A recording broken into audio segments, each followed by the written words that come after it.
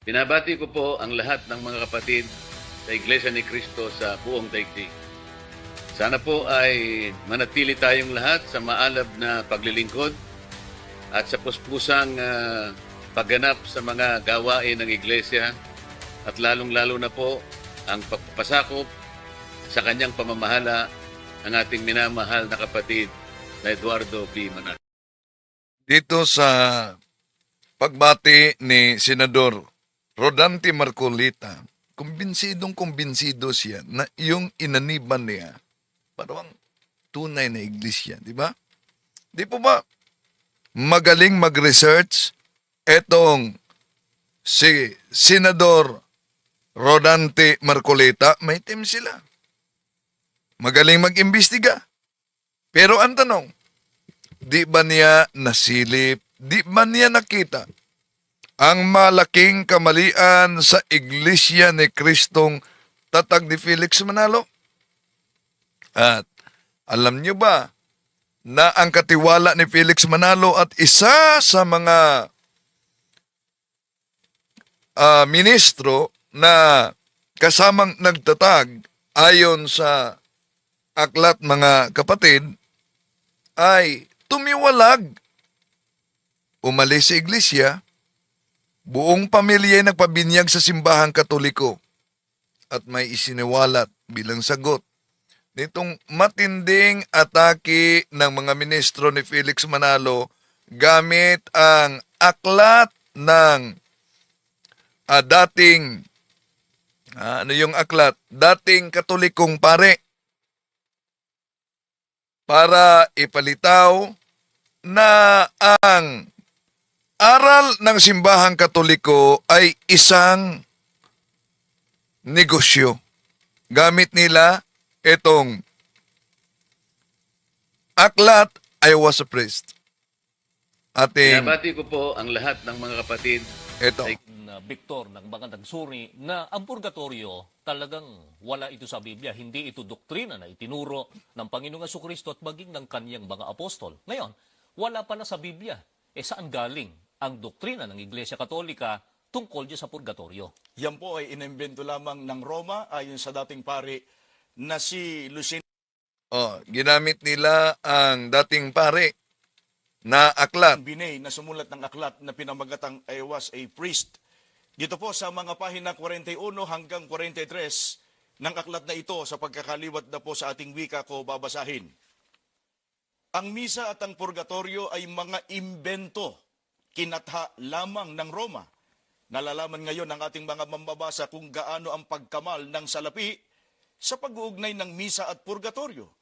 At, alam nyo ba, yung kasama ni Felix Manalo na ministro sa pagtatag, magugulat kayo sa isisiwalat din niya. Ginamit nila ang dating pare, gamitin din natin ang aklat, ang pahayag ng dating ministro. Ating tatalakayin ito mga kapatid sa pagkakataong ito. Pagpatuloy po natin, samahan ninyo ako.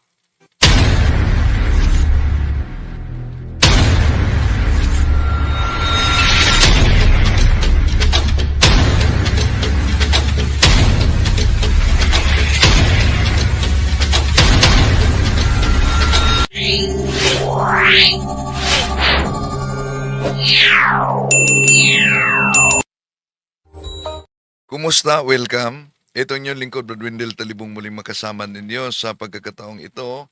At inaniya natin ang ating mga suking taga-subaybay. Huwag kalimutang pindutin ang like sa ating live. At huwag din kalimutang mag-subscribe. At pindutin ang bell button para updated kayo, mag-comment at i-share ninyo mga kapatid. Ano kaya sa palagay ninyo na mas pinili ni Senador Rodante Marcolita ang Iglesia ni Kristong Tatag ni Felix Manalo na kilala naman siya, magaling magsore, magaling mag-research, magaling mag-imbestiga, pero mas pinili ang tatag ng tao? Ano sa palagay ninyo? Comment kayo da. Ito ang kaniyang naunang pahayag. Binabati ko po ang lahat ng mga kapatid sa Iglesia ni Cristo sa buong daigdig.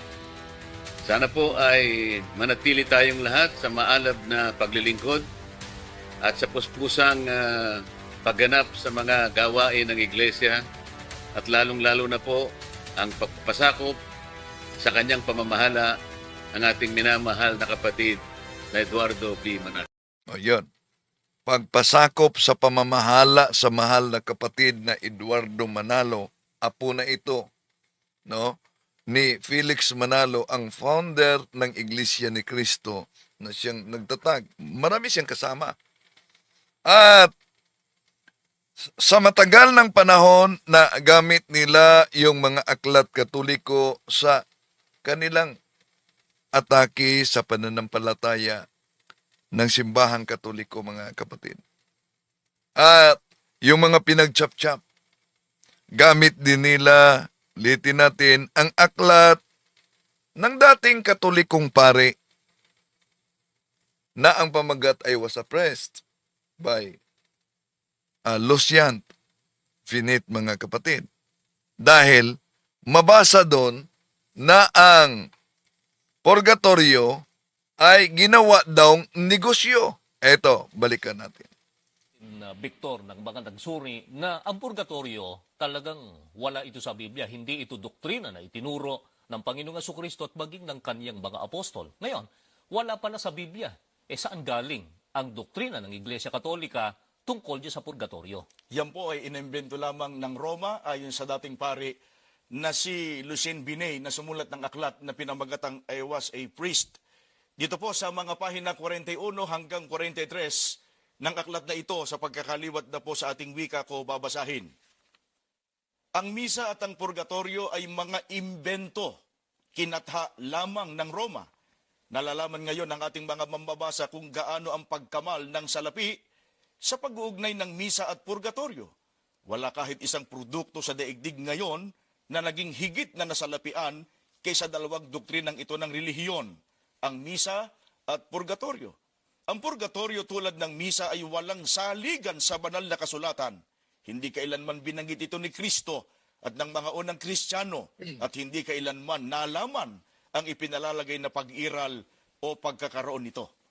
Ito po'y pahayag ng isang dating pari na ang sabi niya, ang purgatorio ay inimbento lamang ng Roma o ng Iglesia Katolika para silaan niya ay magkamal ng salapi. So napansin ninyo, mga kapatid, na ang pahayag sa umaalis sa simbahang Katoliko ay marami na. Unang-una si Martin Luther, katuparan yan sa unang Juan 2:18-19, nandito na mga antikristo, sila'y galing sa atin, ngunit sila'y humihiwalay sa atin upang makilala na sila'y hindi talaga kasama natin. Pero dito pinakita ng mga ministro ni Felix Manalo na credible ang pahayag kung ito'y galing sa pananampalatayang Katoliko na iniwan nitong pare. So, ibig sabihin, pag humihiwalay sa pananampalataya at may pahayag sa hinihiwalayan niyang pananampalataya, magiging credible ito. Paano itong kinikilalang isa sa mga founder ni Felix Manalo, founder sa Iglesia ni Felix Manalo, si Egmedio Sabala? Paano ito? Di po ba, anong sabi ni Egmedio Sabala sa pahina 16 sa aklat? Ito'y nakakagulat. Tanggap ba ninyo ito dahil humihiwalay siya sa inyong pananampalataya? Ito ang mabasa, mga kapatid.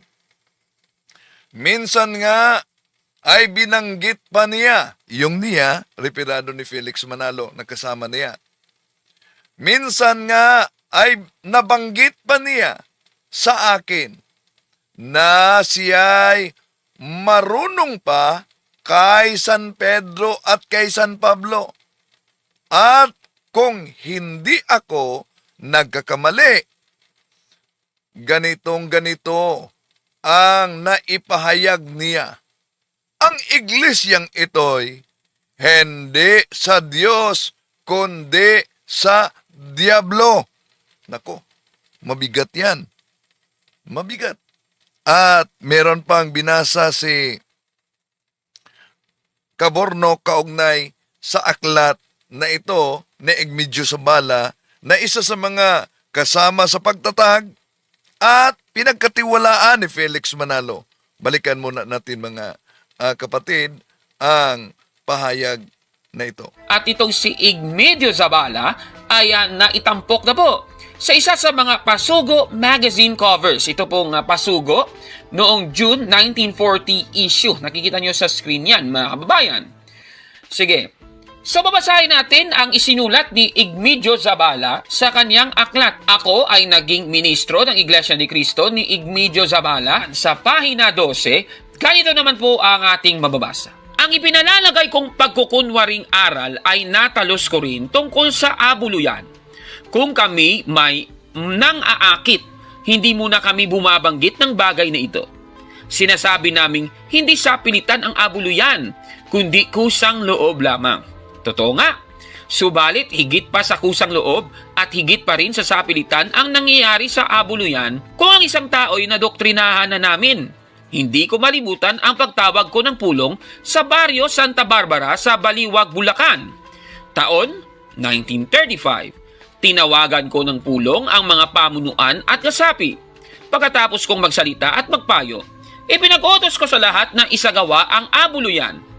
Ang bagay na ito ay talaga namang ipinagagawa sa aming mga ministro.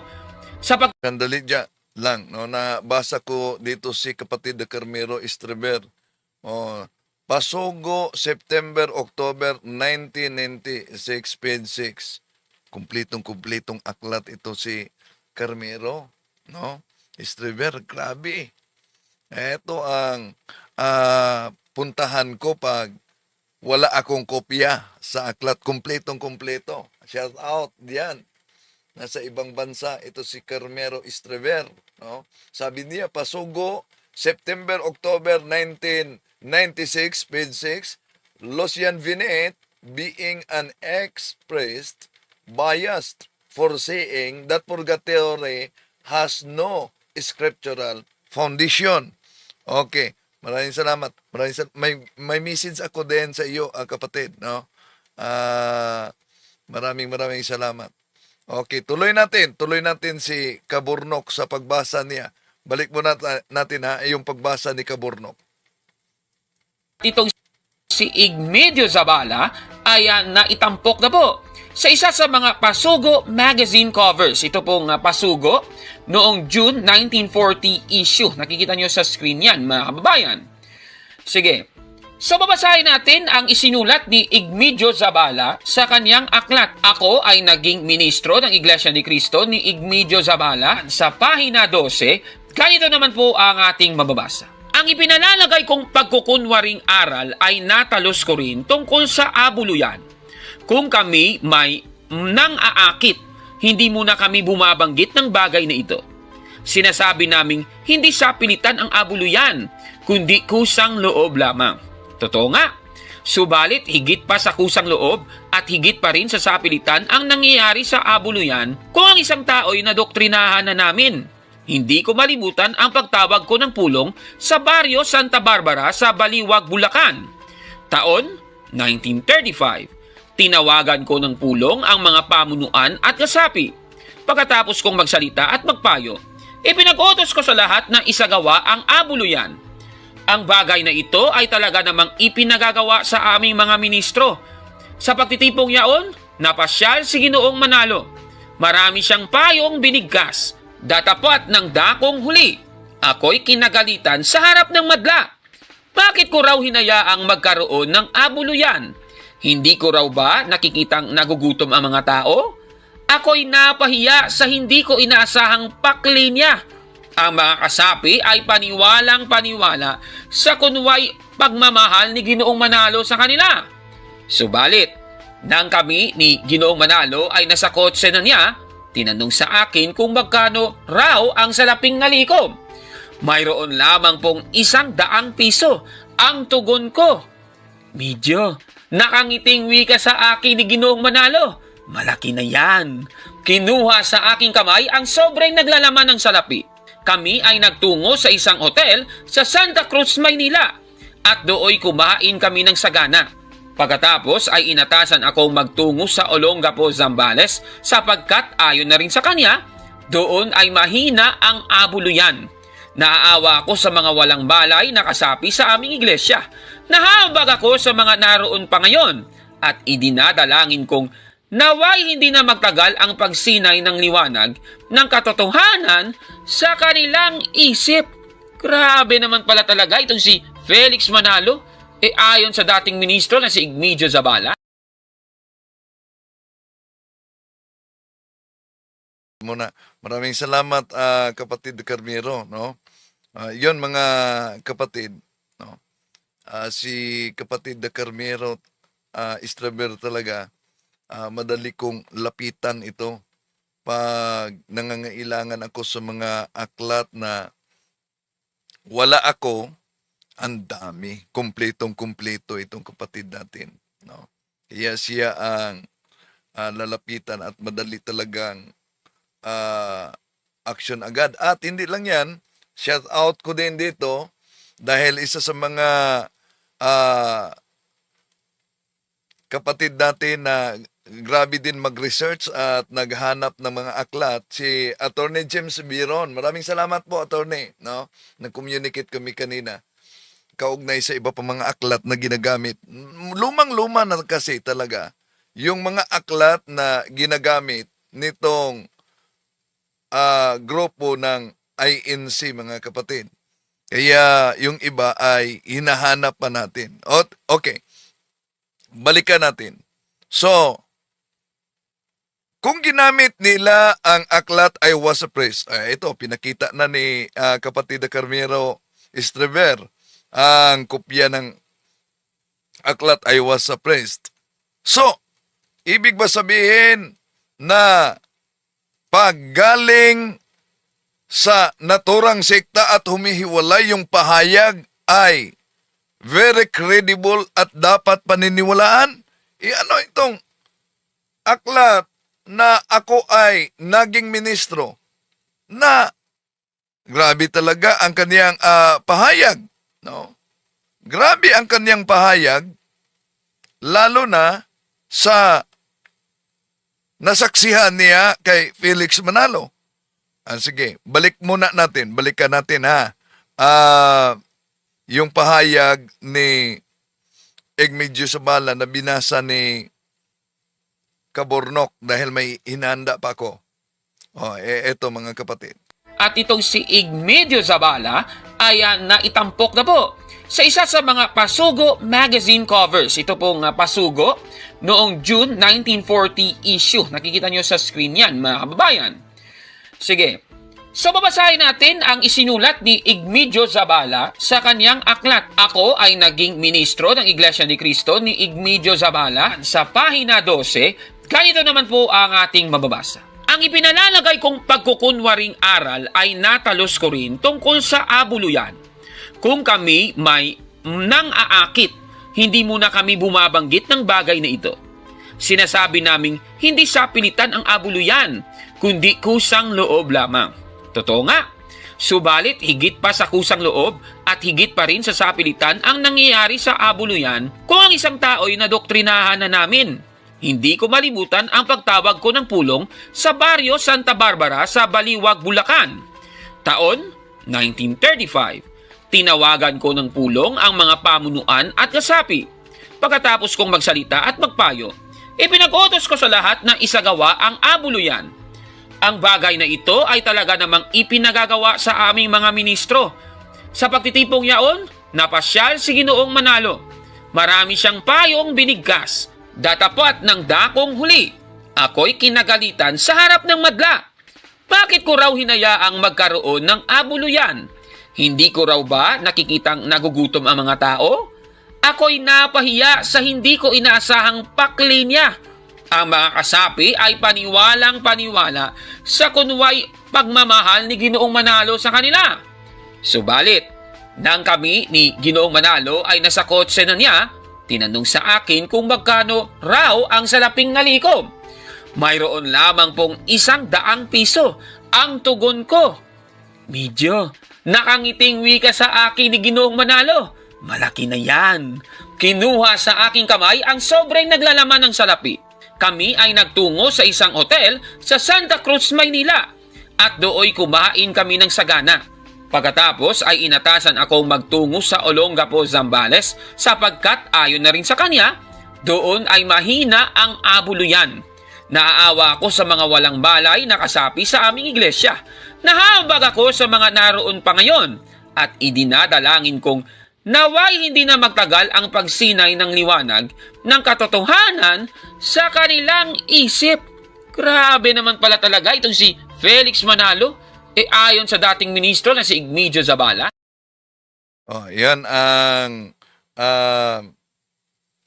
binasa ni Kabornok, mga kapatid. So, ulitin ko, maraming salamat,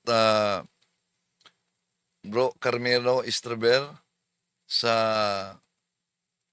pagbigay sa mga pangailangan na yung ilang mga aklat na di namin matatagpuan agad-agad, no?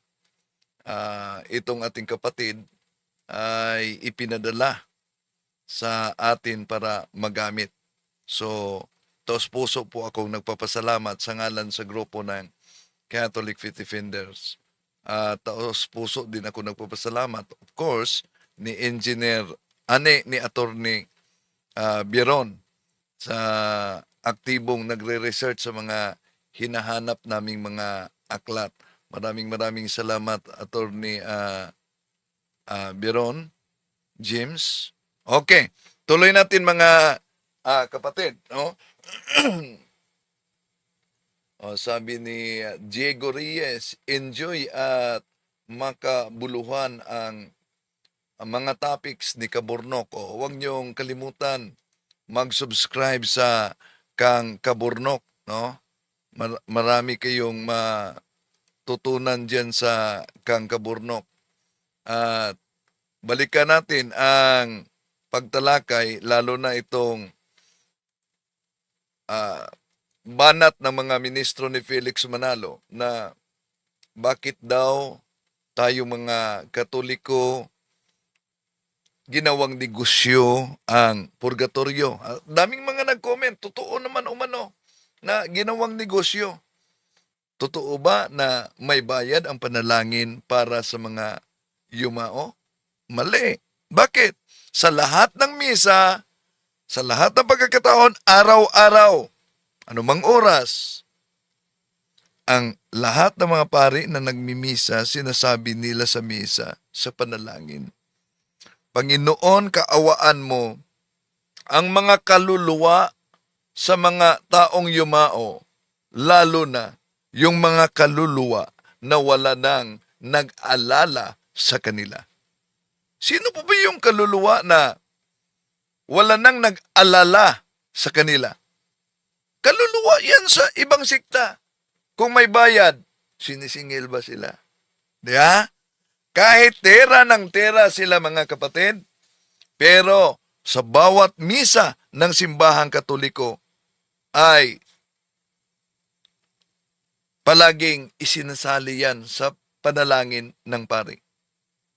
So ngayon, ang tanong, makatulong ba ang ating mga mabuting mga gawa at ang panalangin para sa mga kaluluwa ng mga yumao? Kaya nga, ang argumento ng mga anti-Catholic, mga kapatid, bakit merong inaabot na pera? At para saan yung pera kung hindi ginawa niyo negosyo? Yung doktrina ninyo sa simbahang Katoliko. Kayo ba sa ibang sikta? Di ba kayo nagbigay ng salapi o 10% pa sa siktang inaniban ninyo? Okay. Yung argumento nila para saan? Una, ang pagbigay tulong sa mga naglingkod sa Diyos ay isa yang obligasyon naming mga Katoliko bilang mga Kristiyano. At alam nyo ba na sa Biblia, mismong ang mga tao noong panahon, tinutulungan nila ang ating Panginoong Hesukristo at ang mga alagad nito. Pinansyal. Tinutulungan nila, pinansyal man at para sa pagkain. Asan ba yan mabasa? Eto, Lucas Kapitulo 8, versikulo 3. Si Juana na asawa ni Cosa, na katiwala ni Herodes, si Susana, at marami pang iba. Sarili nilang salapi ang kanilang ginastos para sa pangangailangan ni Jesus at ng kaniyang mga alagad. So napakalinaw mga kapatid na kahit sa panahon ng ating Panginoon Hesukristo, tinutulungan ito para sa kanilang pangangailangan. Pero ang tanong nila, boy, bakit may resibo kayo? Yun na naman ang kanilang tanong. Bakit sa kumbento pag mabigay ng tulong, may resibo? Una, tandaan natin, kayo, pag magbigay kayo sa inyong mga pastor, walang resibo na. Pero sa simbahan Katoliko, may resibo. Dahil ang resibo po ay nagsilbing transparency ito. Ito'y evidence na ikaw ay nagbigay tulong sa simbahan. Trabaho po yan ng kaera ng diocese. Ang pagbigay resibo dahil magagamit yung resibo sa mga nagbigay ng donasyon sa simbahan sa tamang panahon. At kung tingnan natin ang mabasa nga sa unang Korinto, Kapitulo 9, versikulo 13 hanggang 15, eto sabi ni San Pablo, hindi ba ninyo alam na ang mga naglilingkod sa templo ay tumatanggap ng pagkain mula sa templo? At ang mga naglilingkod sa dambana ay may bahagi sa mga handog na nasa dambana? Sa ganyan ding paraan, pinag-uutos ng Panginoon na ang mga nangangaral sa magandang balita ay dapat matustusan ang ikabubuhay sa pamamagitan ng magandang balita. Ngunit, hindi ko ginagamit ang alinman sa mga karapatang ito at hindi ko kayo inuutosan ngayon upang hingan ng tulong. Mas iibigin ko pang mamatay kaysa mawala sa akin ang bagay na maipagmamalaki ko. Yun ang sabi ni San Pablo sa unang Korinto 9:13 hanggang 15 mga kapatid, no? At sabi din sa Galacia Kapitulo 6 versikulo 6, anong sabi niya sa Galacia 6:6? Ito ang sabi ni San Pablo, dapat bahagian ng lahat ng mga pagpapalang tinatamasa ng mga tinuturuan ang mga nagtuturo ng salita ng Diyos. So, yun ang dahilan kung bakit tayong mga Katoliko, may obligasyon tayo bilang mga Kristiyano na magbahagi ng ating grasyang tinatamasa, lalo na sa mga kaparian. So, bispo sa simbahan, sa mga madre, at wala naman silang trabaho kundi ang pangangasiwa sa mga sakramento at pangangasiwa para sa simbahan. So, yon ang ating tulong mga kapatid para magbigay ng donasyon sa mga nangangasiwa sa simbahan.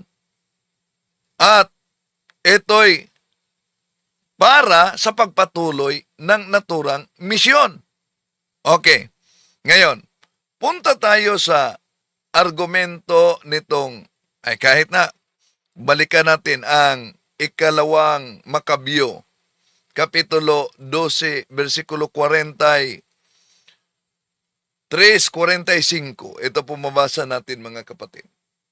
Nagpalikom siya ng mga kaloob na umaabot sa halagang 4,000 pilak at pinadala ito sa Jerusalem upang ihandog sa pantubos ng kasalanan. Ginawa ito ni Judas sapagkat naniniwala siya sa muling pagkabuhay ng mga patay.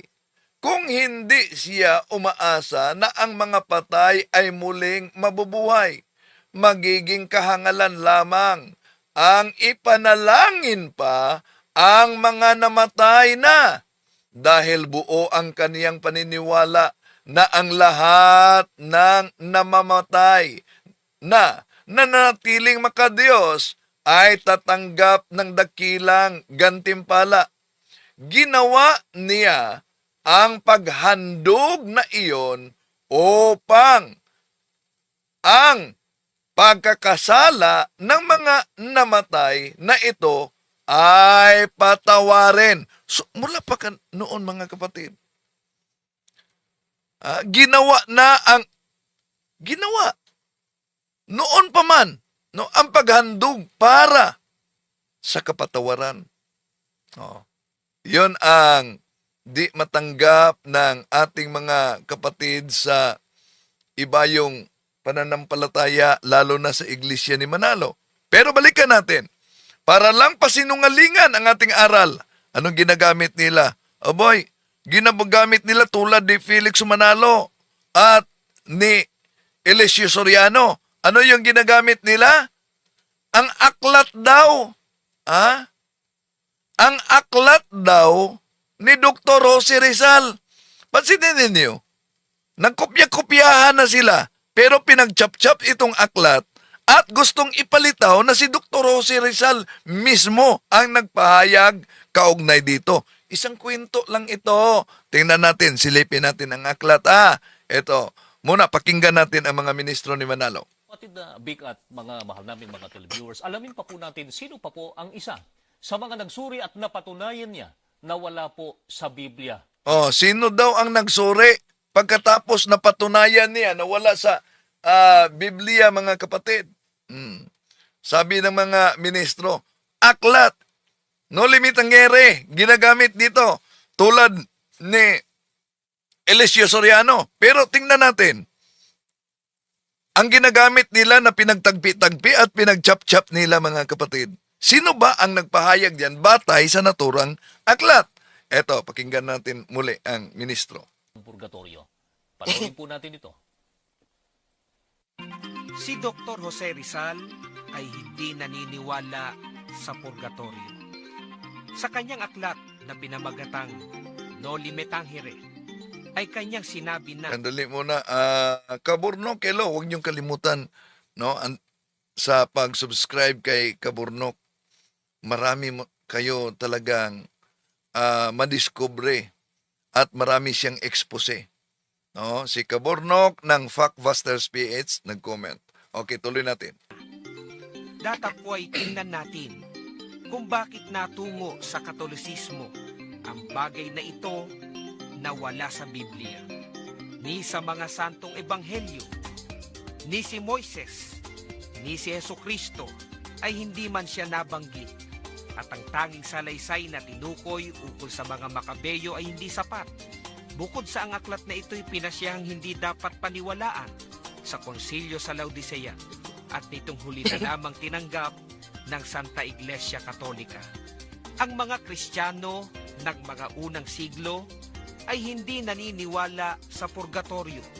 Sila'y nagamamatay na taglay ang masayang pag-asa na madaling makakaharap ang Diyos. Yan. Tulad ni Eliseo Soriano, mga kapatid, maggulat kayo talaga. Sabi niya, nagsuri si Dr. Jose Rizal, Pinatunayan ni Dr. Jose Rizal na walang purgatorio. Pero alam nyo ba, yung sinitas nila sa No Limit ang Ere, isang kwento yan at ang nagpahayag diyan, mga kapatid, na walang purgatorio dahil isang debate yan sa sinabi ni Dr. Jose Rizal, isang magaling na Katoliko si Duray, at ang nagpahayag diyan, ang pamagat ni Dr. Jose Rizal, yung ulol na si Tasio na tinatawag niyang filosopo. O ito, makita ninyo mga kapatid, ito ang makita ninyo, si Tasio, ang pamagat ni Dr. Jose Rizal diyan, ang ulol na si Tasio o ang filosopo. So sinagot siya ni Duray dito na isang magaling na Katoliko. Ito. So, yung pinagtagpi-tagpi ng mga ministro na yan, mga mahal na kapatid,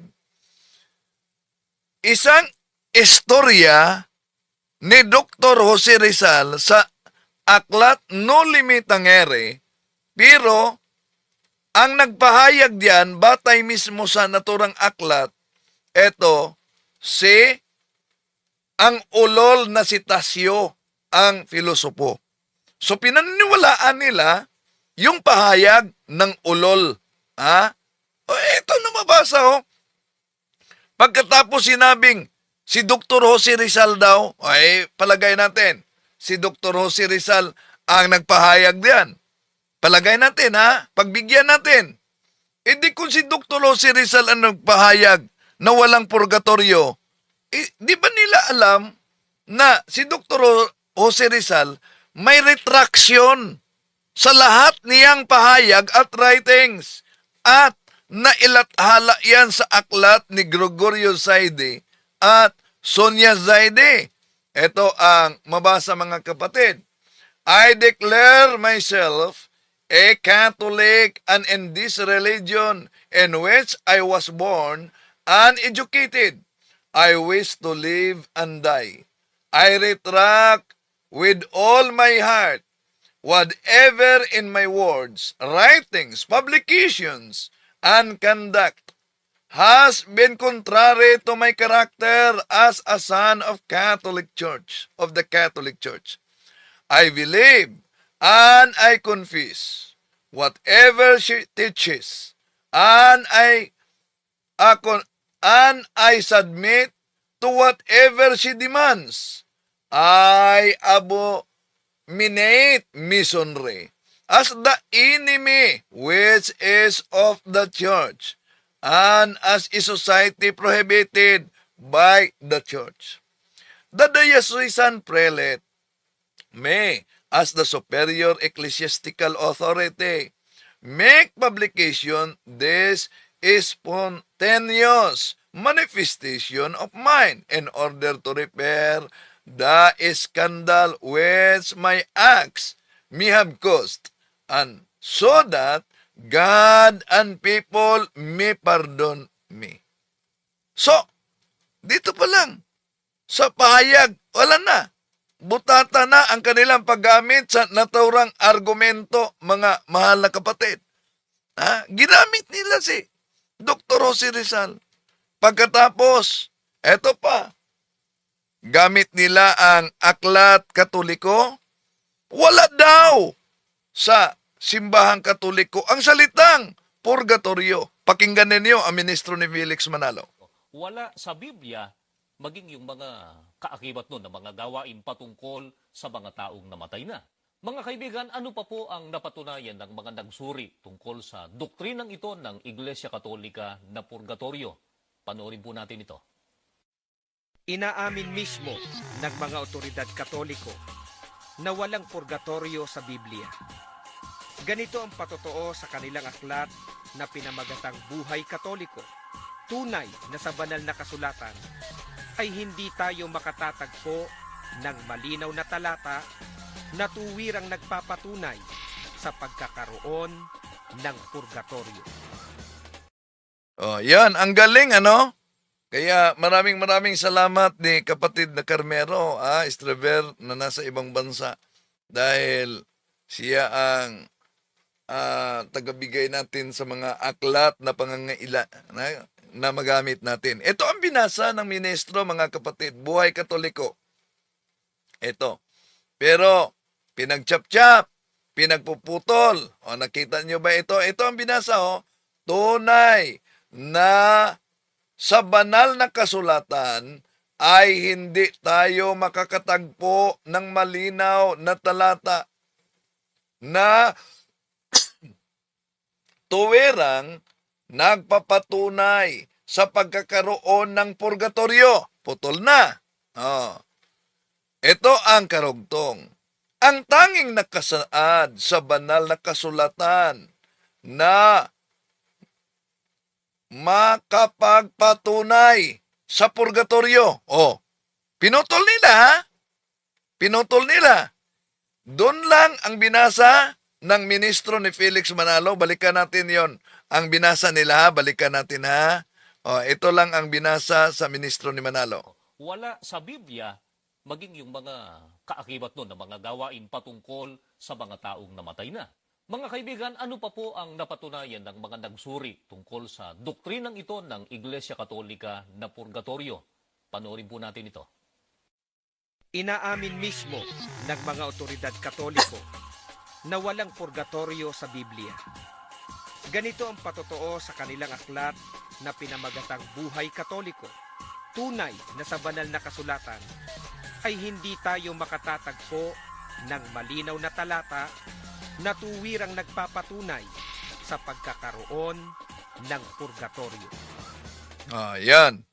So, itong aklat na ito, Buhay Katoliko, mahirap ito hanapin na dahil lumang-luma. Buti na lang yung kapatid natin si Carmelo Estreber na nasa ibang bansa ay kumpletong-kumpleto ng mga aklat, mga kapatid.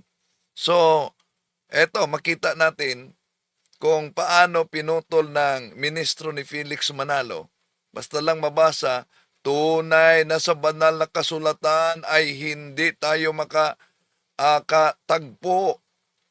tatagpo ng malinaw na talata na tuwerang nagpapatunay sa pagkakaroon ng purgatorio. May karugtong na iniwasan nila. Ang tanging nakasaad sa banal na kasulatan na nagpapatunay sa purgatorio ay ang ikalawang Makabyo, Kapitulo 12, versikulo 46. Mabasa natin si Judas Makabyo na matapos magwagi sa isang laban sa mga seryo, ay dumalangin sa Diyos na patawarin ang mga kasalanan ng mga nasawi sapagkat isang banal at magandang kaisipan ang dumalangin para sa mga patay upang ang kanilang pagkakasala ay mapatawad. Ikalawang Makabyo, Kapitulo 12, versikulo 46. Yon, mga kapatid.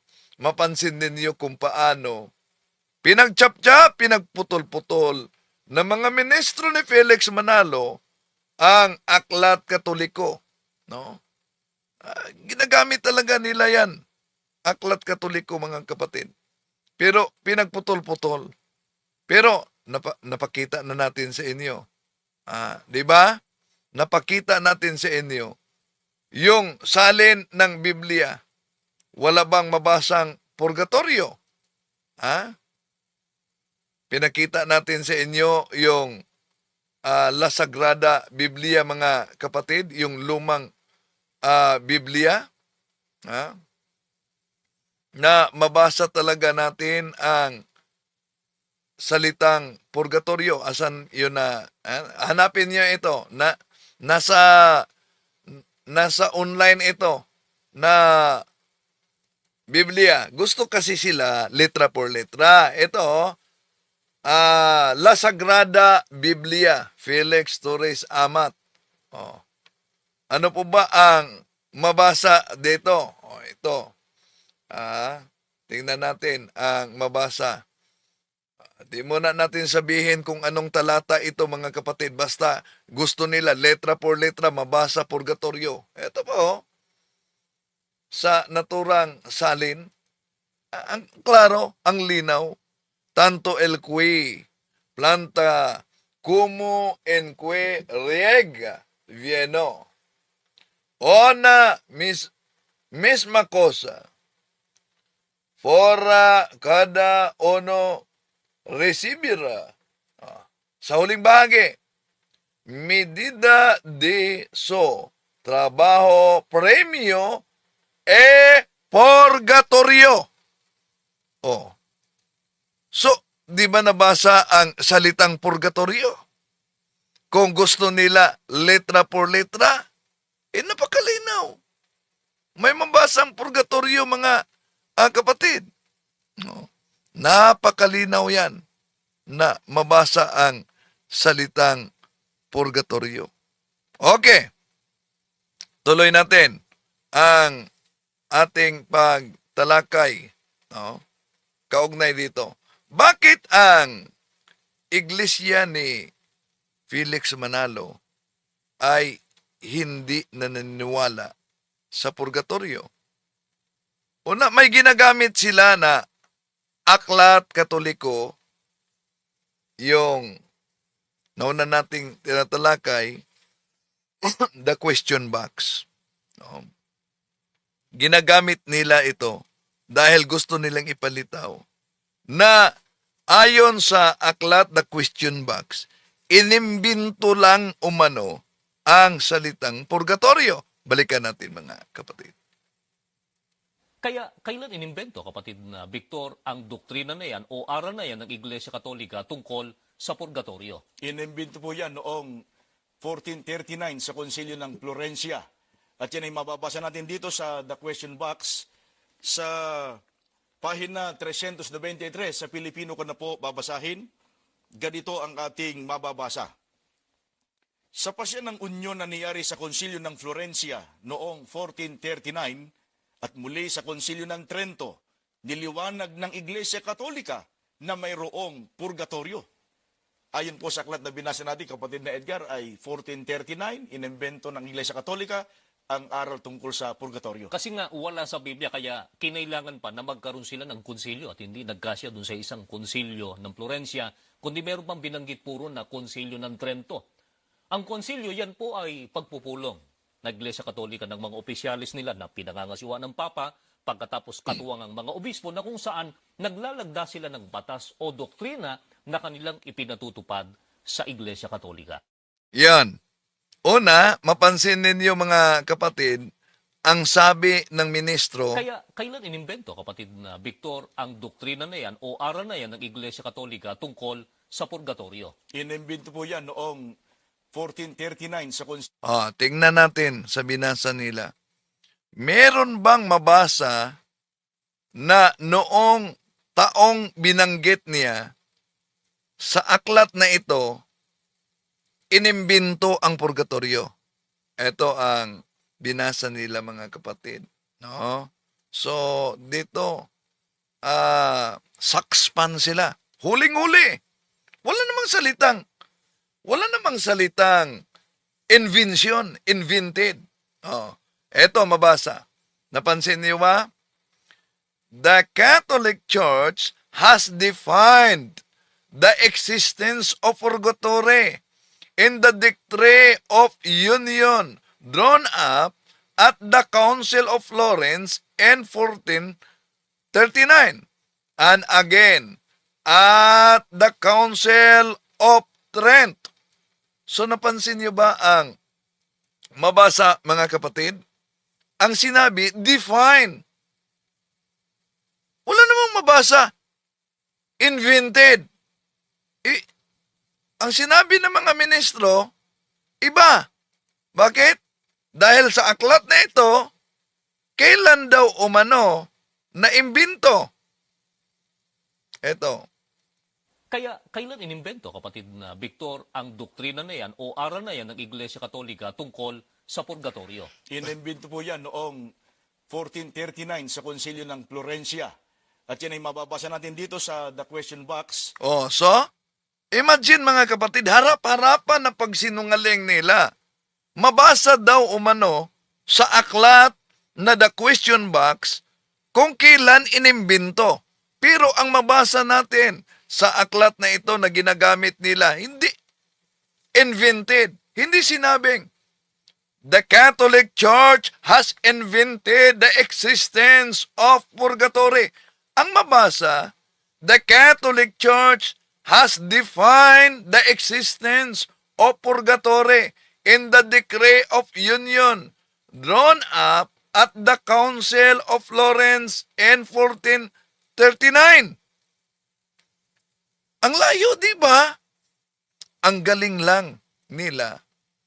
Ang galing nila na pinipilipit ang aral ng simbahang Katoliko. Ngayon, pag nabasa ang salitang define, pag nabasa, ibig ba sabihin, inimbento ba yan? Yun ba ang opisyal na aral ng simbahang Katoliko? Sa aklat natin na Our Faith by John Carmel Hinan sa pahina 101, ito po ang mabasa mga mahal na kapatid. Ito ang opisyal. Pag-define, ano sabi diyan? Ito. The church has done this from the beginning.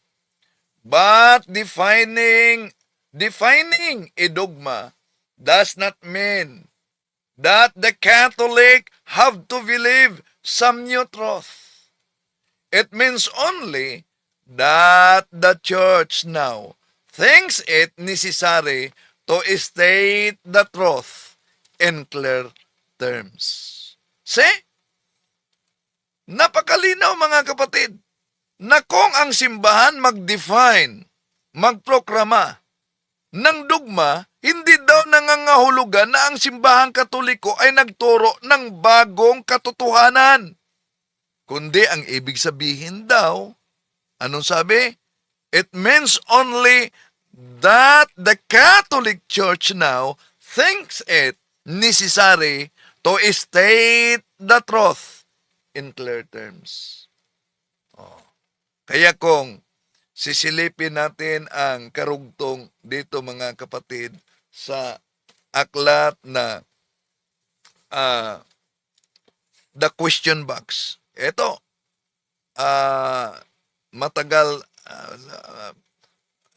mahirap din ito hahanapin mga kapatid. No?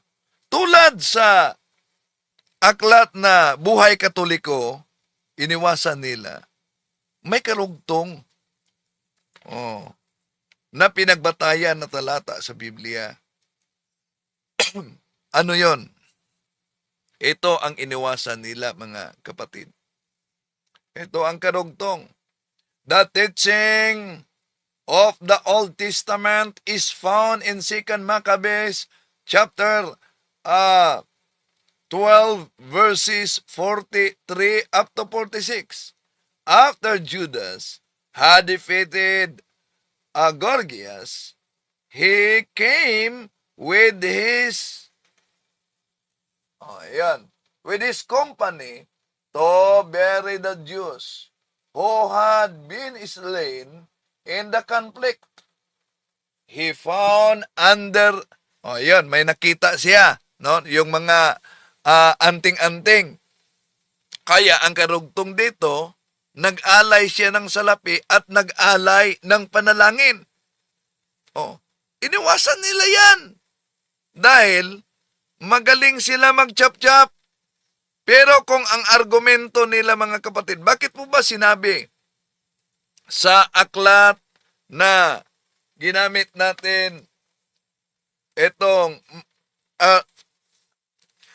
aklat na ito mga kapatid, no, na ginamit din ng mga ministro ni Felix Manalo, itong Our Catholic Faith, bakit sinabing The church has done this from the beginnings. So napansin nyo ba? The church has done this from the beginnings. Bakit? Dahil kung tingnan natin ang mabasa sa Biblia, mga mahal na kapatid, ang pagsagawa ng tinatawag na Council of the Church, kauna-unahan, 50 Anno Domini, at mabasa yan sa Acts of the Apostles, chapter 15, verse 1. Eto, sa heading lang. At the council at Jerusalem. So napansin nyo? Ang mga apostolis nagsagawa ng konselyo sa Jerusalem. Pagkatapos nila nagsagawa ng konselyo sa Jerusalem, mga kapatid, ano bang ginawa ng mga apostolis noon? Pinabasa lang ba nila ng kasulatan? Hindi. Inutusan nila ang mga sumasampalataya sundin kung ano man ang idiniklara ng konselyo. Asan mabasa? Sa paborito nila na salin. Itong Bibliang ito, mabasa natin, mga mahal na kapatid, sa Acts chapter 16 verse 4. Ito po ang mabasa natin. Pansinin ninyo. And as they went through the cities, they preached and taught the people to obey the decrees which the apostles and elders had written at Jerusalem. Pagkatapos sa council, yon, inutusan nilang sundin ang anumang lumabas na kasunduan sa Jerusalem. So nakita natin, mga kapatid, na ang unang konselyo ng simbahan, 50 Anno Domini, sa Jerusalem. Pero ang argumento ng mga ministro ni Felix Manalo, dahil deklara ng Council of the Church, therefore wala sa Biblia, at therefore hindi ito dapat paniniwalaan. Ang tanong, kayo ba sa INC, wala ba kayong Council of the Church? Meron kayong council. Ang problema lang, wala sa Biblia din. Asan nyo kinuha yan? Anong uri ng council? Tinatawag nila, mga kapatid, na economic council. Ngayon, sino sa mga apostol nangunguna na magsagawa ng economic council? Sino? Asan yan mabasa? Eto, tingnan niyo, mga kapatid, ang mabasa natin. Who composed the Economic Council of the Church of Christ? Article 3. The Church Council, Section 1.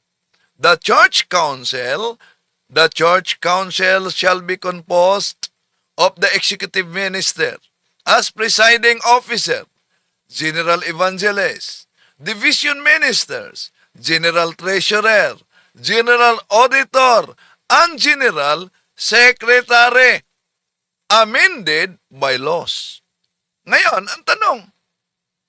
ang tanong, di po ba sabi nila dapat nasa Biblia? Meron silang tinatawag na Economic Council. Tanong, asan sa Biblia? Di nga nila tanggapin ang purgatorio dahil di mabasa sa Biblia. Pagkatapos may Economic Council. Asan sa Biblia may Economic Council? Sino umano ang mag-compost sa Economic Council? Executive Minister. Asan sa Biblia ang Executive Minister as presiding officer? Di ba Bible alone kayo? Sino pa? General Evangelist. Asan sa Biblia ang term General Evangelist? Sino pa? Division Ministers. Asan sa Biblia ang Division Ministers? Lalo na yung ginamit nilang term, General Treasurer, General Auditor, General Secretary. Nasa Biblia ba yan? Aber? Oh, kung para sa kanila mga kapatid, di talaga paniwalaan ang di mabasa sa Biblia. O sige nga, asan sa Biblia? Mabasa. Yung mga termino na yan, tulad sa sinabi nila, di mabasa sa Biblia mga kapatid, ang purgatorio. At bakit ang mga ministro ni Felix Manalo? Tutol talaga na may purgatorio. Una, para sa kanila, ang kaluluwa ay ang katawan. At ang katawan ay ang kaluluwa. Pag mamatay ang katawan, patay din ang kaluluwa. Yon ang aral ng mga INC at gamit nila ang maling interpretasyon. Ano? Yung Ecclesiastes, mga kapatid, pakinggan natin ang mga ministro. Kapatid na Victoria, ang mga nabanggit mo na ginagawa ng mga buhay alang-alang doon sa kanilang kaanak, halimbawa na patay, yan kaya ay nasa Biblia. Pakikinabangan kaya ng patay yung anumang ginagawa ng buhay na iniukol para nga sa kanya. Dito po sa aklat ng Ecclesiastes 9:5 hanggang 6, ay ganito ang mababasa nating nakasulat sa Biblia. Sapagkat nalalaman ng mga buhay na sila'y mga mamatay, ngunit hindi nalalaman ng patay ang anumang bagay, ni mayroon pa man silang kagantihan, sapagkat ang alaala sa kanila ay nakalimutan, maging ang kanilang pag-ibig, gaya ng kanilang pagtatanim at ng kanilang pananaghili na wala ngayon, na wala man silang anumang bahagi pa na magpakailanman sa anumang bagay na nagawa sa ilalim ng araw. Maliwanag po ang pahayag ng Biblia, kapatid na Edgar, na ang patay ay hindi naan niya nalalaman ang anumang ginagawa ng buhay para sa kanila. Maliwanag! Maliwanag na maliwanag ang nakasulat sa Biblia. Ang problema lang, malabo ang kanilang pag-unawa. Dagdagan pa natin. Alam nyo, meron pa silang ginagamit yan. Etong awit, kapitulo 146, 4. Ang hininga niya ay pumapanaw. Siya'y manunumbalik sa kanyang pagkalupa. Sa araw ding yaon ay mawawala ang kaniyang pag-iisip. Yan ang kanilang argumento, mga kapatid. Dahil mawala na ang pag-iisip, no? At Ecclesiastes kapitulo 9, versikulo 5-6 na ginagamit nila na ang buhay, alam ng buhay na siya'y mamamatay. Ngunit ang patay ay walang anumang nalalaman. So therefore, para sa kanila, ang kaluluwa at ang katawan ay isa na. Okay. Atin itong lilinawin, mga mahal na kapatid, itong malabong unawa at maling unawa sa mga sikta, hindi lang sa Iglesia ni Manalong tatang ni Felix Manalo, kundi ang pati na sa Seventh-day Adventist. Na dahil ba sa Ecclesiastes kapitulo 9 versikulo 5-6, dahil ba sa awit kapitulo 146 versikulo 4, walang kaluluwa talaga ang tao? Yung sinabi sa Ecclesiastes kapitulo 9 versikulo 5 hanggang 6, mga kapatid, na hindi malalaman ng tao kung ano ang mangyari at ang lalo na ang mga patay, di alam kung ano ang mangyayari. Una sa lahat, mga kapatid, kung susuriin talaga natin, yung mga ginagamit nila na referensya sa Biblia, pero diferensya ang kanilang unawa. Ang tinutukoy sa naturang talata, napakalinaw. Walang iba kundi ang katawang panlupa. Alam naman natin, ang katawang panlupa, meron yung tinatawag na material parts. Sino ang hindi nakakaalam sa mga pangyayari? Ang tanong, kaluluwa ba? Hindi. Kundi, ang sinabi diyan, ang katawan ng tao pagmamatay. No? Bakit? Dahil pag mamatay ang tao, maglaho talaga ang katawan, yung material na katawan. Dahil ang material na katawan ay babalik sa alabok.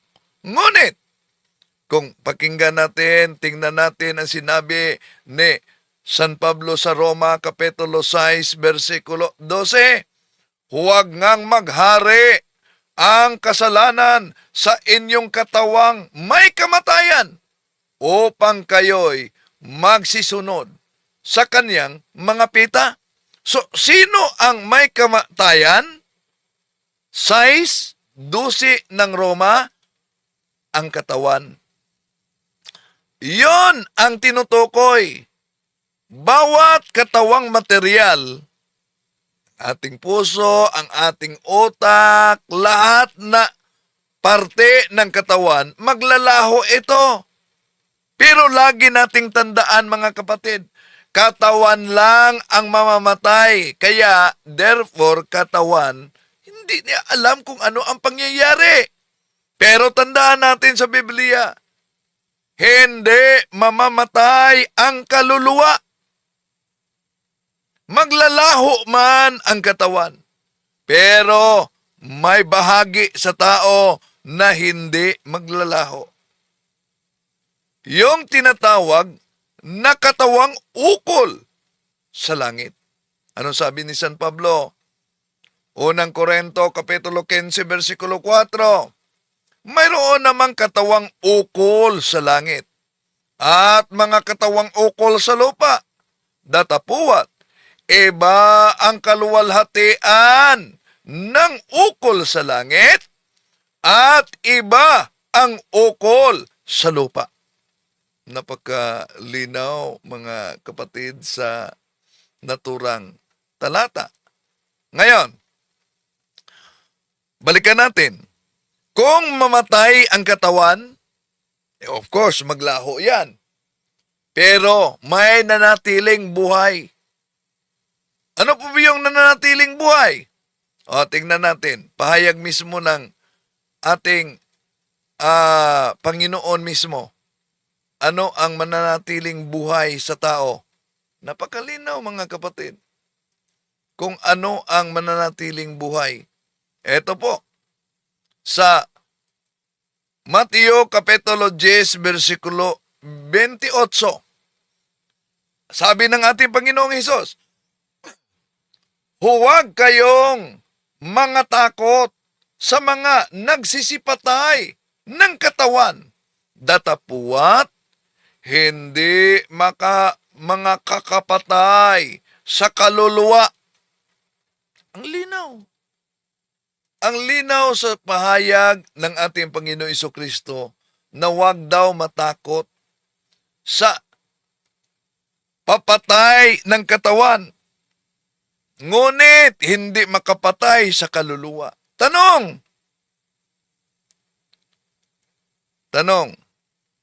pag mamatay ang katawan at ang kaluluwa ay hindi mamatay, asan to patungo? O, tingnan niyo sa Hebreo Kapitulo 9, versikulo 27.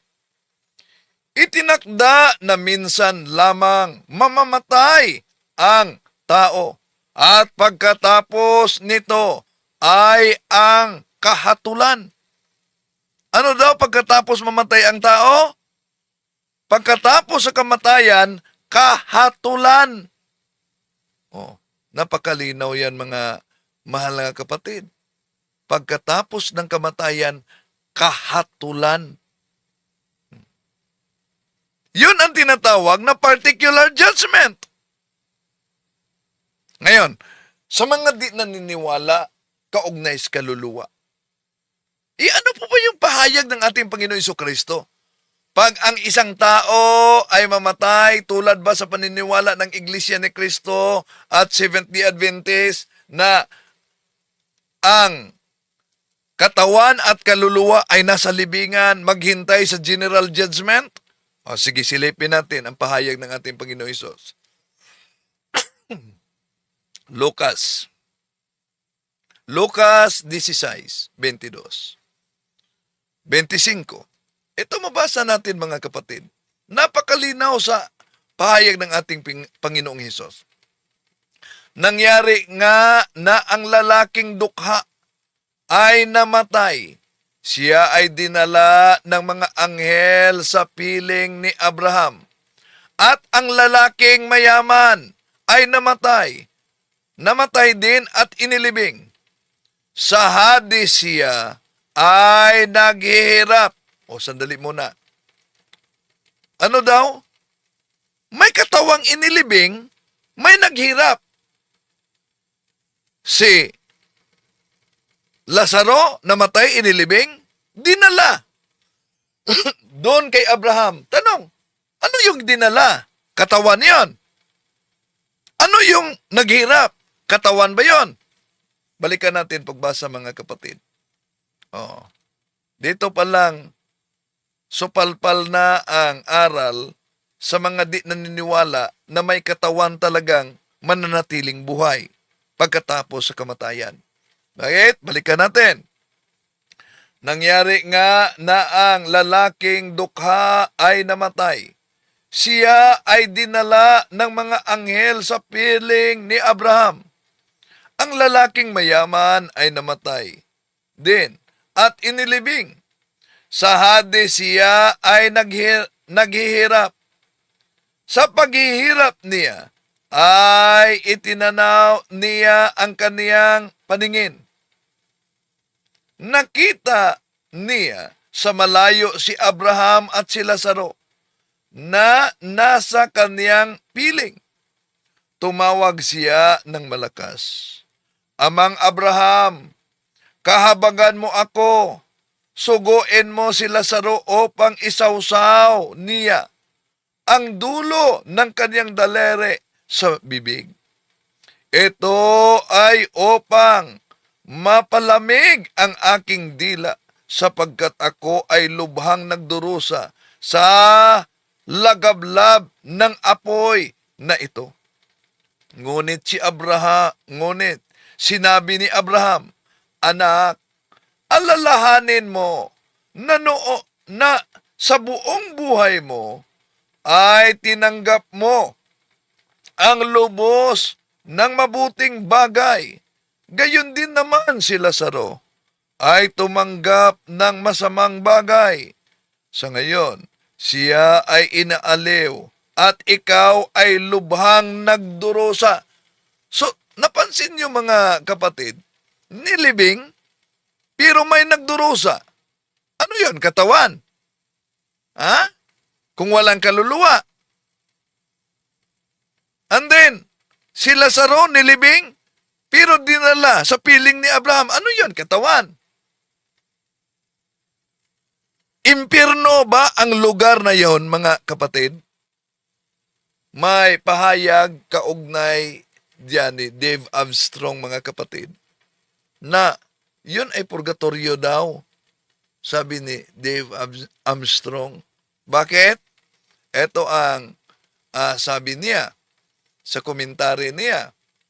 Is actually purgatory and not hell. He's not in hell. Because, as you will see, he is concerned for his brothers. And there is no concern or compassion in hell. O se? At hindi lang yan. Ang sa impyerno ay total na talaga separation between God at sa mga nasa impyerno. Kaya diyan pa lang, mga kapatid, malinaw, no?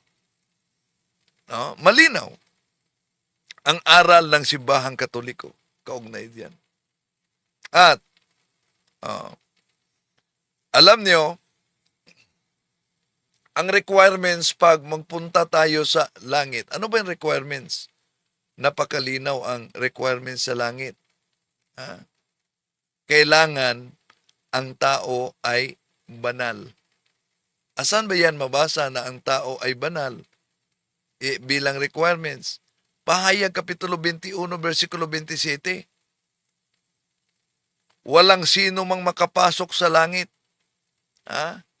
Kahit, malinaw yan, kahit kunting kasalanan. Dahil walang makapasok sa langit kahit kunting kasalanan. Una, mga mahal na kapatid, anong mangyari kung walang purgatorio? Ibig ba sabihin na ang lahat impyerno? Hindi. Ang tao ay dadalisayin, aral yan ng ating Panginoon Jesucristo. Saan dalisayin? Sa pamamagitan ng apoy. O eto, alang naman impyerno yan.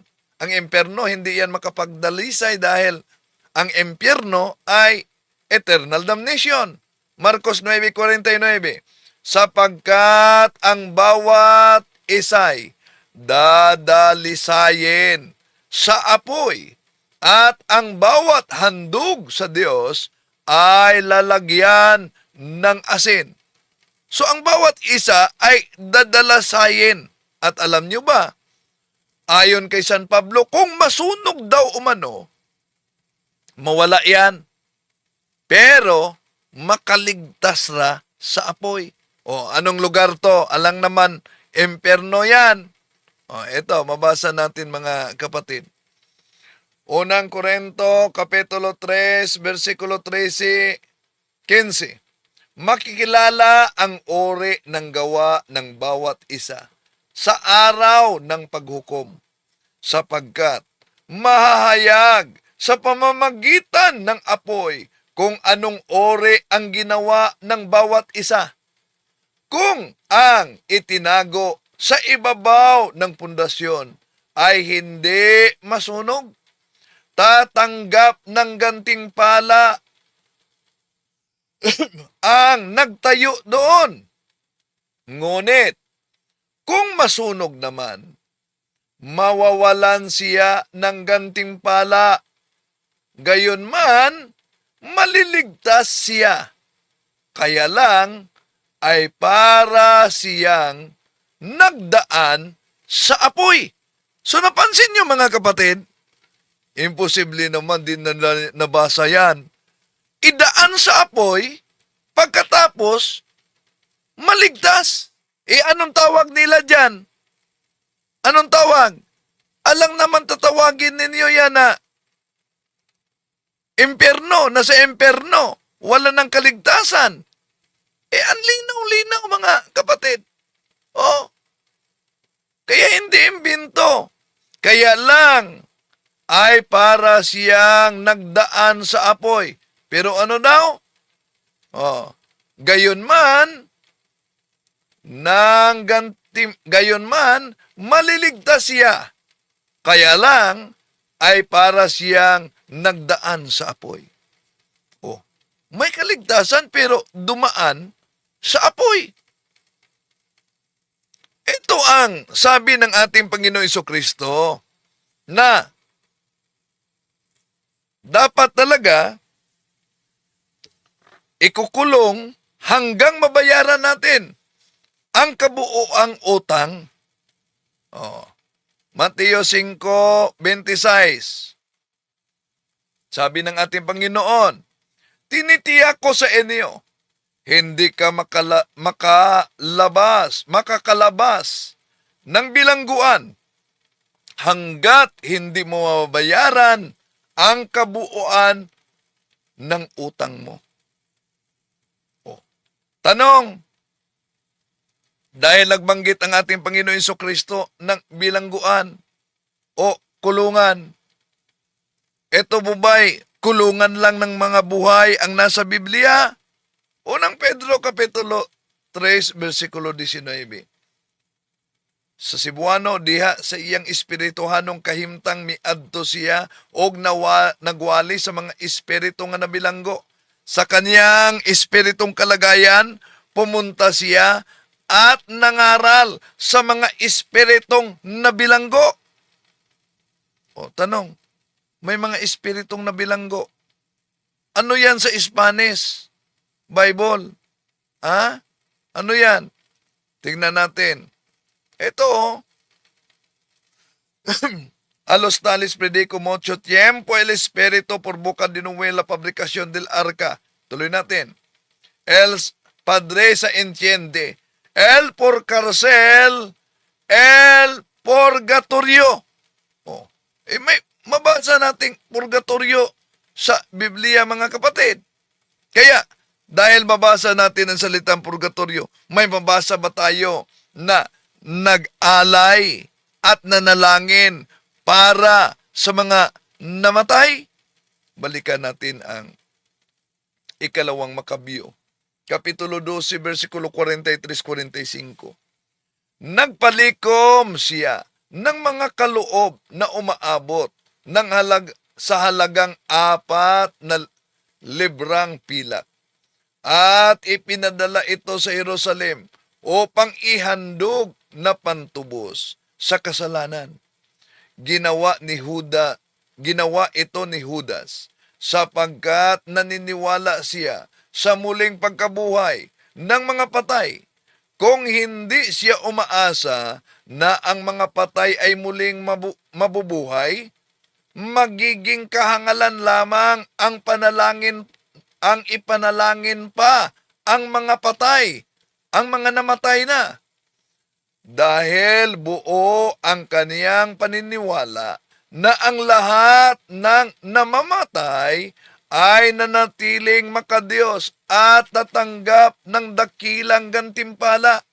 Ginawa niya ang paghahandog na iyon upang ang mga nagkasala ng mga namatay na ito ay patawarin.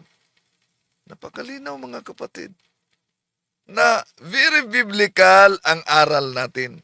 Ngayon, balikan natin ang Lumang Tipan. Sa Lumang Tipan, mayroong binanggit na kahit yung mga mabuting tao ay dadaan sa apoy bilang paglinis. Karunungan ni Solomon, Kapitulo 3, versikulo 2 hanggang 6.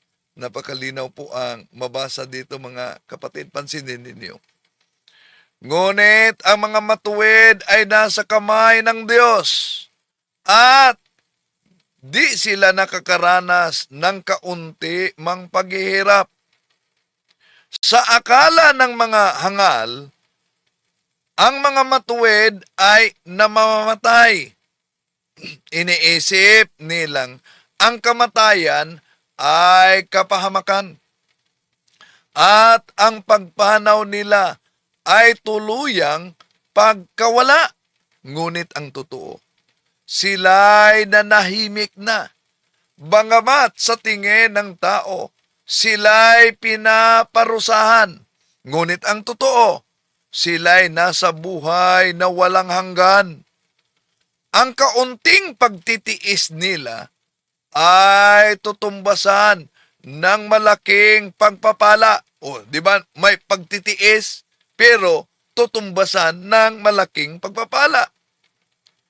Napatunayan ng Diyos na sila'y karapat-dapat.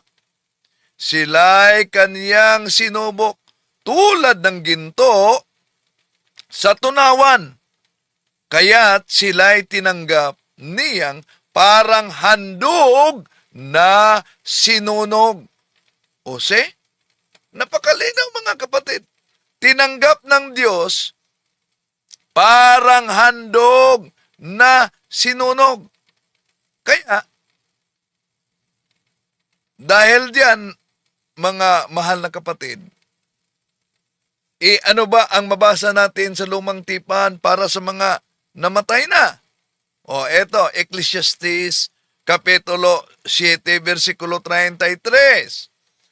Magmagandang loob ka sa mga buhay at huwag mong ipagkait ang tulong mo sa mga patay. O di dapat ipagkait ang tulong para sa mga patay. O. Ngayon din, ito din ang mabasa natin sa Tobit Kapitulo 12, versikulo 12. Ngayon ko sabihin sa inyo na noong nanalangin ka, Tobit, at ang manugang mong si Sara sa Panginoon, ako ang naghaharap ng dalangin ninyo sa Diyos. Gayon din ang ginawa ko tuwing may inililibing ka. May panalangin talaga sa Diyos. Lalo na pag may inilibing umano. Oh. Pag may inilibing at ang anghel ang magdala niyan. Kaya mga mahal na kapatid na nagsubaybay ngayon, lalo na sa mga kaanib sa Iglesia ni Cristo, huwag lang kayo magalit. Matagal na kayong banat ng banat sa aral ng Simbahang Katoliko gamit ang mga aklat Katoliko. Kaya sinagot lang natin mga kapatid. No? Sinagot natin itong mga ginagamit nila mga aklat dahil alam niyo naman ang kasinungalingan. Pag ito'y palaging inulit-ulit, magmukha talagang parang katotohanan, lalo na sa ating mga kapatid na kulang ang kaalaman. Real ang purgatorio. Real, mga kapatid, tunay talaga na pagkatapos mamatay ang ating katawan, may bahagi sa ating katawan na hindi mamamatay. Ano yon? Mateo 10:28, kaluluwa. At haharap tayo saan? Sa particular judgment. Agad-agad pagkatapos mamatay. Saan mabasa? Hebreo 9:27. At dahil pinadayag 21:27, walang sino mang makapasok sa langit kahit may kunting kasalanan, sabi ng ating Panginoon Jesucristo, idaan tayo sa apoy. Marcos 9:49. At sabi ni San Pablo, unang Korinto 3:15, idaan man sa apoy, pero may kalagtasan. Makatulong ba ang ating panalangin at ang ating pag-alay ng salapi?